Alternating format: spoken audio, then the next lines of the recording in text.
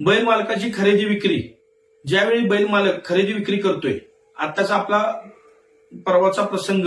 आपण अनुभवला, तो ह्या बैलगाडी क्षेत्रासाठी अतिशय दुर्दैवी. तर हा अशा प्रकारची घटना परत कधी घडू नये ह्या क्षेत्रात, आणि या क्षेत्राला कोणत्याही प्रकारचं गालबोट लागू नये, या अनुषंगाने आपण इथून पुढच्या ज्या खरेदी विक्री आहेत बैलांच्या, छोट्या स्वरूपाची खरेदी विक्री असेल तर तालुका कमिटीतील 1-2 पदाधिकारी,